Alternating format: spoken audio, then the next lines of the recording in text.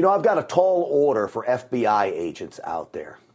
If you disagree with the direction the FBI is headed, if you have active knowledge that they've been persecuting conservatives and they've been on a political witch hunt of not just President Trump, but conservatives out there when it comes to January 6th and all the other things, you have a duty to come forward. I don't need 4 or 5 whistleblowers. I need hundreds of them. And I know you are out there, and I hope you can be bold. One of the FBI agents who's been very bold and very outspoken about the political persecution and the political witch hunt the FBI has been engaged in is a man by the name of Steve Friend. The FBI was so upset with him for coming forward and blowing the whistle, they suspended him without pay. Now, I don't know about you, but I can't just sit home and not work. I don't have that kind of money. So he wanted to go out and get a job. Take a look at this letter the FBI sends him back, all right? I'll show it to you, and I'll read it to you.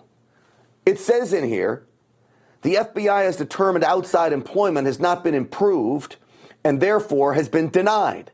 FBI employees may not engage in any outside employment or other activity that conflicts with their official duties. So they tell Steve Friend, the whistleblower, the FBI agent hero in my book, you can't go make a living and we're going to keep you suspended without pay. That's tyrannical. Steve Friend is my guest this evening. FBI agent Steve Friend, welcome to the program. Thank you very much for having me on. Hey, you've been outspoken about the direction the FBI is headed, what you've witnessed. First off, your response to them not allowing you to even make a living now. I think that there's a big question. Director Wray came forward in front of Congress and said that whistleblowers will be respected and protected, and clearly that's not the case. I put in that request with documentation that they gave me on the last day that I was in the office that should allow me to have the ability to earn income. I'm married with father of 2 small children. Submitted that paperwork last week on Friday. Expressed to them that it was an exigent circumstance. I wanted a quick ruling. And to their credit, they actually made a decision quickly. Unfortunately, it was yesterday. So 1-day turnaround, and they denied my request to work for a 501c3 organization. For a nonprofit, is what you're saying? Yes. I was asked to join with an organization that's going to be doing research on federal law enforcement and hopefully advising the upcoming subcommittee on weaponization of the federal government against American citizens. And obviously, the FBI sees a conflict there. They don't want one of their own coming forward with information or even looking into the malfeasance that's going on. All right, so either they let you back in and start paying you or keep you suspended with pay. But to not allow you to work doesn't seem right. Is there any indications they'll bring you back on the job?